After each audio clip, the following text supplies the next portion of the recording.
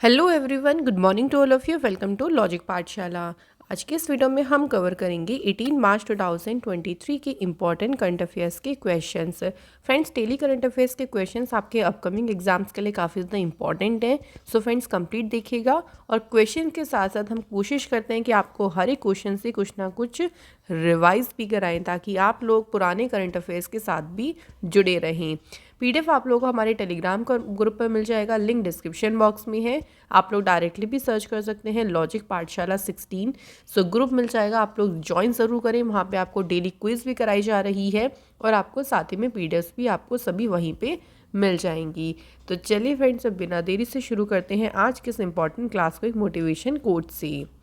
Trust your self, you can do this. अपने ऊपर विश्वास करना देखिए बहुत ज़रूरी है। कई बार होता है कि बहुत हम काम शुरू करने से पहले घबराते हैं, डरते हैं। हम ये सोचते हैं कि हमसे नहीं हो पाएगा, लेकिन आपको ये सोचना है कि आपसे हो पाएगा। आप काम शुरू तो करिए। जब तक आप उसको वर्क को शुरू ही नहीं करेंगे, आप उसे कैसे कंप्लीट करेंगे? तो खुद पर विश्वास करके और बस ये सोचिए कि आपको इस काम को रेगुलर करना है, आपको छोड़ना नहीं है और आपको पीछे मुड़ना नहीं है। सो आप अपनी मंजिल तक ज़रूर पहुँचेंगे। तो चलिए फ्रेंड्स, सीसी मोटिवेशन के साथ में शुरू करते हैं आज की क्लास के फर्स्ट क्वेश्चन से। According to the world air quality report prepared by the IQ air, which city is most polluted city in the world? दुनिया का अगर हम बात करें सबसे प्रदूषित शहर कौन सा बना है, तो मोस्ट पोल्यूटेड सिटी जो है इस टाइम पे वो कौन सी है? वो है लाहौर। ठीक है फ्रेंड्स, तो लाहौर जो है वो सबसे ज़्यादा पोल्यूटेड अगर हम बात करें सिटी में सबसे नंबर 1 पे है। उसके बाद सेकंड पे है चाइना का होटेंस शहर, थर्ड पे है राजस्थान का भिवाड़ी और फोर्थ पे है दिल्ली। तो दिल्ली की पोजीशन भी आप लोगों से पूछ सकते हैं कि दिल्ली जो है वो कौन से रैंक पे है। तो IQ एयर के हिसाब से दिल्ली जो है वो 4th प्लेस पे है। टॉप 50 जो वर्ल्ड मोस्ट पोल्यूटेड सिटीज़ की टॉप 50 सिटीज़ हैं, उनमें इंडिया की 39 सिटीज़ जो है वो इंक्लूड हैं। तो आप देख सकते हैं कि बहुत ज़्यादा सिटीज़ जो है वो इंडिया की इंक्लूड है वर्ल्ड मोस्ट पोल्यूटेड सिटीज़ में से। इंडेक्स की बात हो रही है तो अभी हाल ही में देखिए इलेक्टोरल डेमोक्रेसी इंडेक्स आई थी, जिसमें इंडिया की रैंक थी 108 और इसे टॉप किसने किया था? तो इसे डेनमार्क ने टॉप किया था। इसके अलावा इंटरनेशनल इंटेलेक्चुअल प्रॉपर्टी इंडेक्स में भारत जो है वो 42 पोजीशन पे रहा था, जिसमें USA ने टॉप किया। ग्लोबल फायर पावर इंडेक्स में भारत की रैंक थी 4th, जिसमें टॉप किया US ने। हेनली पासपोर्ट इंडेक्स में इंडिया की रैंक है 85 और इसमें टॉप किया जापान ने। List of best cuisine of the world by taste atlas, तो बेस्ट कुजीन की जो लिस्ट आई उसमें इंडिया की रैंक है 5th और इसमें फर्स्ट प्लेस पे है इटली। तो दो चीज़ें आपको इंडेक्स से ज़रूर ध्यान रखनी है। फर्स्ट इज़ की उसमें इंडिया की क्या रैंक है एंड सेकेंड वन इज़ कि उसमें टॉप किस कंट्री ने किया है। अगला क्वेश्चन देखिए। नेक्स्ट क्वेश्चन है, which edition of a sea dragon exercises is being started in the USA from 15 to 13 March 2023? 15 से 30 मार्च तक देखिए ये अभ्यास चलेगा, जिसका नाम है सी ड्रैगन अभ्यास और ये USA में चलेगा। पूरा इसका कौन सा एडिशन देखिए स्टार्ट हुआ है, तो इसका जो एडिशन शुरू हुआ है वो है 3rd। तो आपको क्या क्या याद रखना है कि कहाँ पे एक्सरसाइज हो रही है? USA में। एडिशन कौन सा है? 3rd। यहाँ पे कंट्रीज़ हमें इसलिए नहीं याद रखनी क्योंकि एक मल्टीलेटरल एक्सरसाइज है, यानी इसमें काफ़ी सारी कंट्रीज़ ने पार्टिसिपेट किया, जिसमें इंडिया ने भी जो है वो इस एक्सरसाइज को ज्वाइन किया है। तो ये coordinated multilateral anti submarine warfare exercise है, याद रखिएगा। इसमें देखिए एक तरीके से जो सी ड्रैगन 23 एक्सरसाइज है, इसमें जो कंट्रीज़ हैं उन्होंने मल्टीपल एक्सपर्टीज़ को शेयर किया है। मतलब जो भी उनकी एक्सपर्टीज़ है अपनी अपनी, उन्होंने इस जो भी उनकी कैपेबिलिटीज़ हैं वो सारी की सारी यहाँ पे जो है वो शेयर किया गया है। सो याद रखेंगे, एक्सरसाइजेस से क्वेश्चन आपको डेफिनेटली एग्ज़ाम में ज़रूर मिलने वाला है। अगला क्वेश्चन देखिए। The 13th edition of a bilateral armour exercise, जिसका नाम है ex bolt Kurukshetra, between India and which country? Bharat और किस देश के बीच में एक्स बोल्ड कुरुक्षेत्र का 13वां संस्करण जो है वो शुरू हुआ? ये एक्सरसाइज शुरू हुई है फ्रेंड्स इंडिया और सिंगापुर के बीच में। एडिशन भी याद रखेंगे 13th। बात करते हैं इसका वेन्यू, कहाँ पे एक्सरसाइज कंडक्ट हुई है, जोधपुर मिलिट्री स्टेशन इंडिया में जो है इस एक्सरसाइज को कंडक्ट किया गया। 10 दिन की जो है वो ये एक जॉइंट ट्रेनिंग एक्सरसाइज है, जिसमें आने वाले जो देखिए इमर्जिंग थ्रेट्स हैं, जो उभरते हुए ऐसे खतरे हैं या जो इवॉल्विंग टेक्नोलॉजीज़ हैं, उसकी एक कॉमन अंडरस्टैंडिंग को बढ़ावा दिया है इस ट्रेनिंग एक्सरसाइज में, जो कि हुई फ्रेंड्स इंडिया और सिंगापुर के बीच में। अब बात करते हैं कुछ और इम्पॉर्टेंट एक्सरसाइजेस की। तो देखिए अभी धर्म गार्जियन एक्सरसाइज हुई थी, जो कि कंडक्ट हुई थी इंडिया और जापान के बीच, और ये एक्सरसाइज कहाँ पे हुई, जापान में। तर्कश जो एक्सरसाइज है फ्रेंड्स, इसका 6th एडिशन हुआ था, जो कि चेन्नई में कंक्लूड कराया गया था, और इसमें नेशनल सिक्योरिटी गार्ड इंडिया का जो है और यूएस का स्पेशल ऑपरेशन फोर्स ने पार्टिसिपेट किया। तो सिंपली याद रखेंगे इंडिया और यूएसए के बीच में हुई थी तर्कश एक्सरसाइज। नेक्स्ट एक्सरसाइज का नाम है साइक्लोन फर्स्ट। सो इसका पहला ही एडिशन हुआ था इंडिया और इजिप्ट की आर्मी के बीच में, और ये एक्सरसाइज हुई थी जैसलमेर राजस्थान में। तो ये फ्रेंड्स हमारी इंपॉर्टेंट एक्सरसाइजेस हैं रिसेंट की। चलिए अगला क्वेश्चन देख लेते हैं। नेक्स्ट क्वेश्चन है, who has inaugurated a 5-day cultural programme जिसका नाम है एग्री यूनिफेस्ट इन बेंगलुरु। तो ये भी याद रखिएगा कि कौन से शहर में इसका उद्घाटन किया गया। आंसर इज़ बेंगलुरु में 5 दिन का ये कल्चरल प्रोग्राम है, जिसको इनॉग्रेट किया नरेंद्र सिंह तोमर जी ने। नरेंद्र सिंह तोमर जी के पास में कौन सी मिनिस्ट्री है, तो इनके पास में है एग्रीकल्चर मिनिस्ट्री। बात करें क्यों इसे शुरू किया गया, तो ये जो एग्री यूनिफेस्ट प्रोग्राम है, इसका उद्देश्य यही है कि एग्रीकल्चर यूनिवर्सिटीज़ के जो यूथ हैं उनके टैलेंट को और भी नर्चर करना और भी निखारना, साथ ही में इंडियन कल्चर को रिप्रेजेंट करना। इसी उद्देश्य के साथ में इसका आयोजन किया गया बेंगलोर में। इसे ऑर्गेनाइज किसके द्वारा किया गया, बेंगलोर एग्रीकल्चर यूनिवर्सिटी ने इसे ऑर्गेनाइज किया ICAR के साथ मिलके। तो Indian council of agriculture research के साथ मिलकर जो है वो इसे ऑर्गेनाइज किया गया। नरेंद्र सिंह तोमर जी की बात हुई है, तो फ्रेंड्स यहाँ पे देख लेते हैं इनसे रिलेटेड कुछ इंपॉर्टेंट न्यूज़ को। तो इन्होंने अभी नेशनल वर्कशॉप को इनॉग्रेट किया था, जो कि बेम्बू सेक्टर डेवलपमेंट में हुई थी नई दिल्ली में। ऑल्सो बेंगलुरु में जो नेशनल हॉर्टिकल्चर फेयर हुआ था, उसे इनॉग्रेट किया नरेंद्र सिंह तोमर जी ने। नेक्स्ट याद रखेंगे मेघालय में नॉर्थ ईस्ट कृषि कुंभ 2023 जो हुआ था, 3 दिन का ये प्रोग्राम ऑर्गेनाइज किया गया था, और इसे इनॉग्रेट किया था नरेंद्र सिंह तोमर जी ने। सॉइल हेल्थ पे जो नेशनल कॉन्फ्रेंस हुई थी, उसे भी इनॉग्रेट किया नरेंद्र सिंह तोमर ने। तो ये हमारी कुछ इंपॉर्टेंट न्यूज़ है इनसे रिलेटेड। अगला क्वेश्चन है, विच ऑर्गेनाइजेशन हैज़ लॉन्च्ड अटल सारथी। तो अटल सारथी को किसने लॉन्च किया है, तो फ्रेंड्स इसे लॉन्च किया है नीति आयोग ने। ये एक कॉम्प्रिहेंसिव सेल्फ मॉनिटरिंग फ्रेमवर्क है, जो कि अटल टिंकरिंग लैब का जो इकोसिस्टम है उसको मजबूत करने के लिए ही अटल सारथी को शुरू किया गया। अटल सारथी एक सारथी है जो अटल टिंकरिंग लैब्स को और भी इफ़िशिएंट और भी इफ़ेक्टिव बनाने में काफ़ी ज़्यादा हेल्प करेगा। सो याद रखेंगे किस लिए इसको शुरू किया गया, इसे नीति आयोग ने स्टार्ट किया है। नीति आयोग की फुल फॉर्म है national institution for transforming India.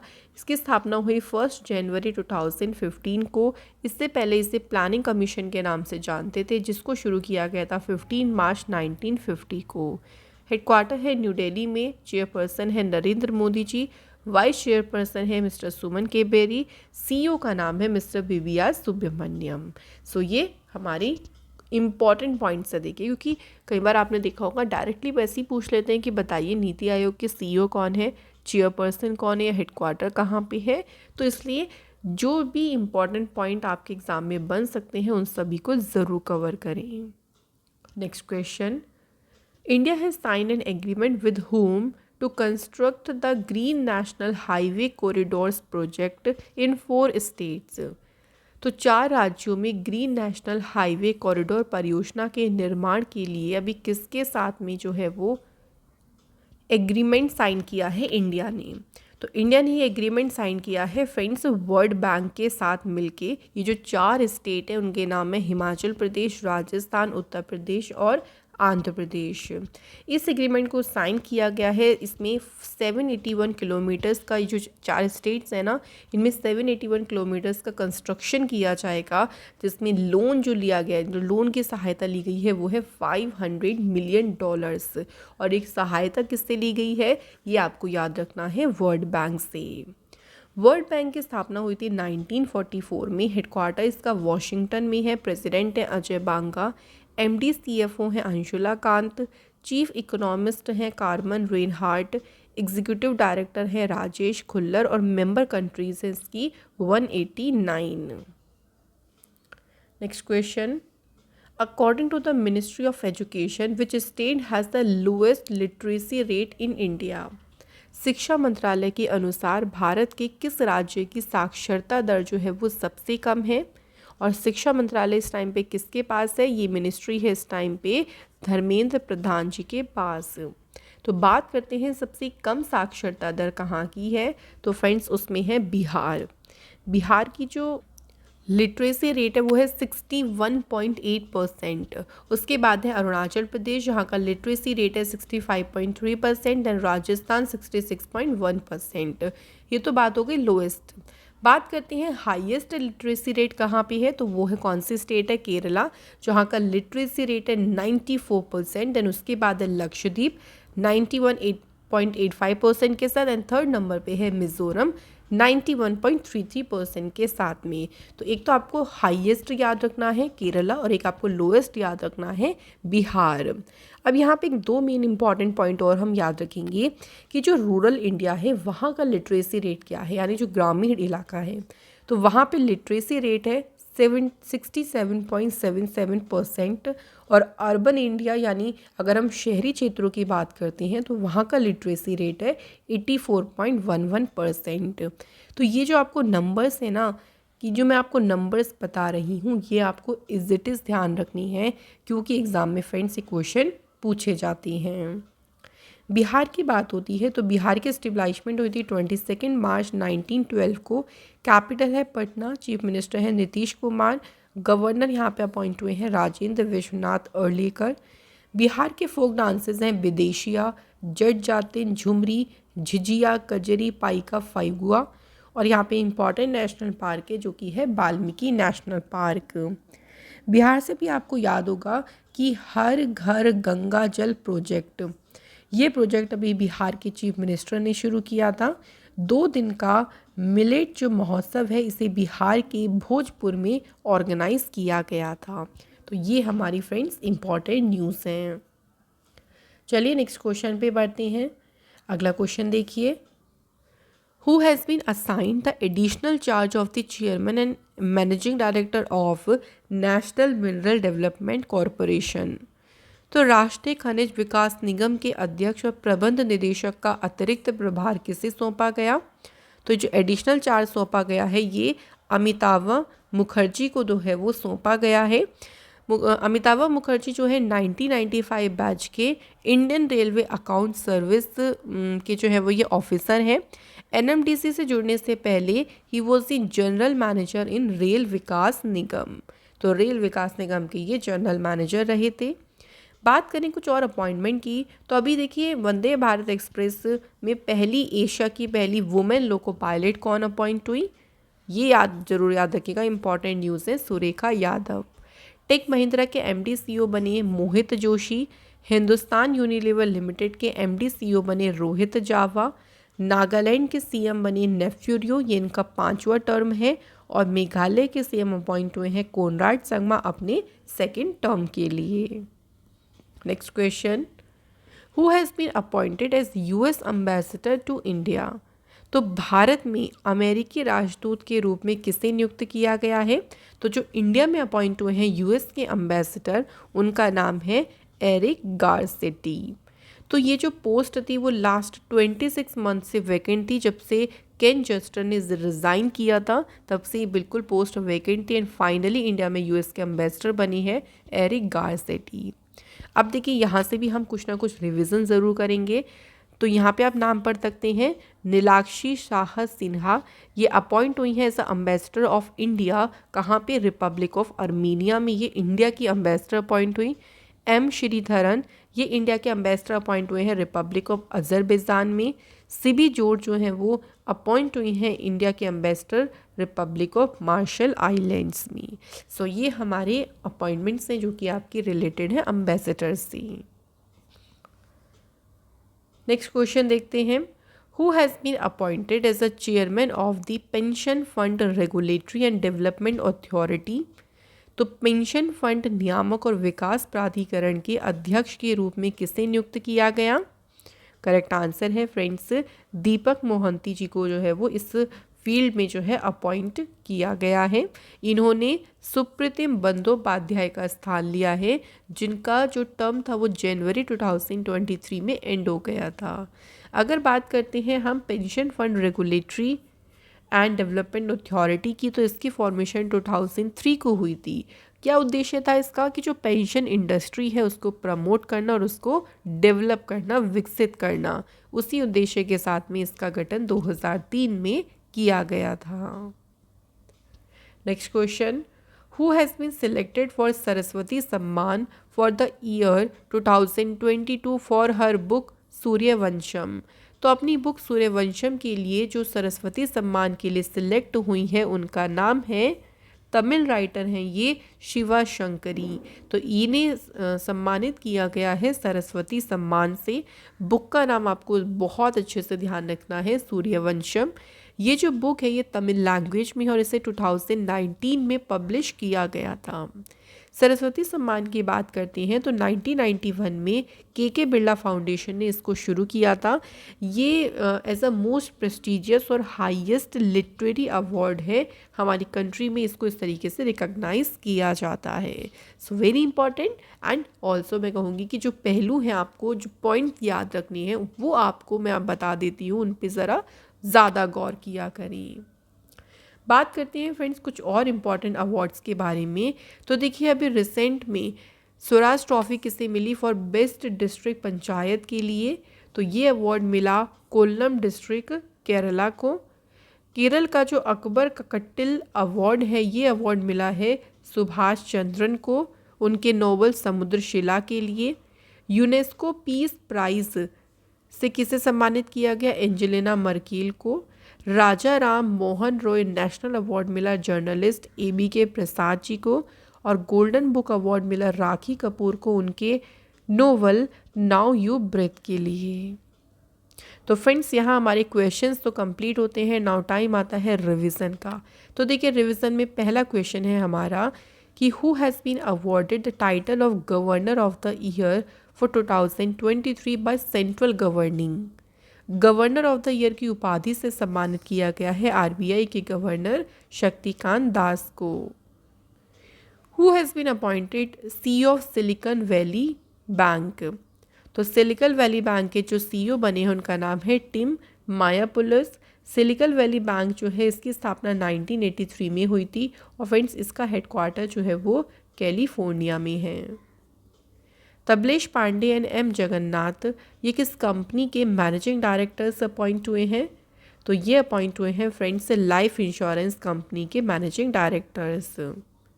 India will host SCO tourism ministers meeting on 17 to 18 March in which city.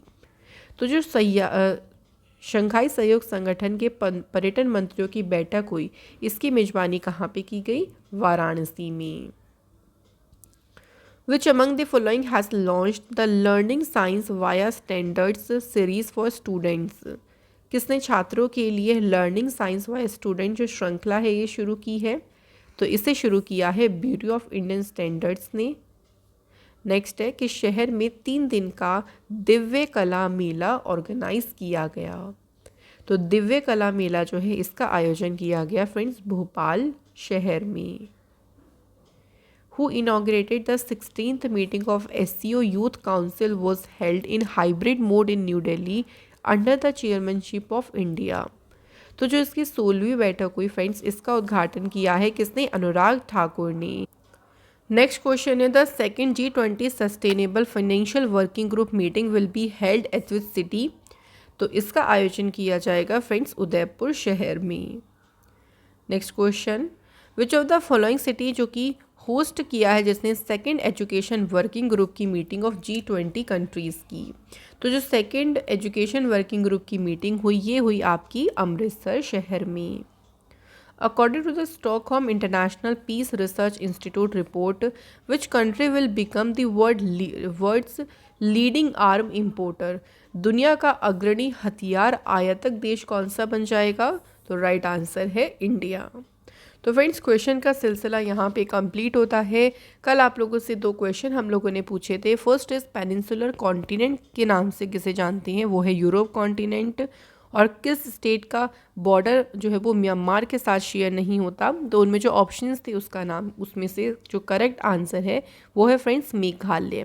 So please question को थोड़ा सा ध्यान से ज़रूर पढ़ा करें, बिकॉज क्वेश्चन में ये था कि किसका बॉर्डर शेयर नहीं होता। तो नहीं में आप लोगों ने आपको मेघालय आंसर करना था। सो फिर से मैं कहूँगी कि थोड़ा सा क्वेश्चन पे ज़रूर गौर किया करें, क्योंकि इसी तरह से एग्ज़ाम में हम गलत कर देते हैं। So thank you so much guys, आप सभी के बिल्कुल सही आंसर से। सो नेहा अग्रवाल, मैं आपसे रिक्वेस्ट करूँगी कि प्लीज़ आप क्वेश्चन को ज़रूर ध्यान से पढ़ें। बाकी एज आपने सही आंसर ही करे हैं, थोड़ा सा सिर्फ क्वेश्चन समझने में थोड़ा सा मिस्टेक हुआ है। And second comment is Pradeep Das. So thank you so much, आप रेगुलर कमेंट करते हैं उसके लिए बहुत बहुत दिल से शुक्रिया। आज की बात करें क्वेश्चंस की, तो फर्स्ट क्वेश्चन है 5 दिन का जो याशोंग फेस्टिवल है ये कौन से स्टेट में शुरू हुआ था। सेकंड क्वेश्चन है हमारा सेवलॉन इंडिया के लिए जो पहले हैंड एम्बेसडर अपॉइंट हुए हैं उनका नाम बताना है। तो फ्रेंड्स यहाँ हमारी आज की क्लास का जो पूरा कॉन्सेप्ट है वो होता है एंड। मैं आशा करती हूँ कि आपको पूरा अच्छे तरीके से सारे कॉन्सेप्ट क्लियरली समझ आए होंगे। वीडियो पसंद आई है तो वीडियो को लाइक ज़रूर करें, शेयर करें फ्रेंड्स अपने दोस्तों के साथ में, एंड देन प्लीज़ चैनल को सब्सक्राइब ज़रूर करें। आप लोगों से फिर मुलाकात होगी इम्पॉर्टेंट वीडियो में। तब तक खुश रहें, पढ़ाई करते रहें, अपने विश्वास के साथ में आगे बढ़ते रहें। Thank you so much for watching this video.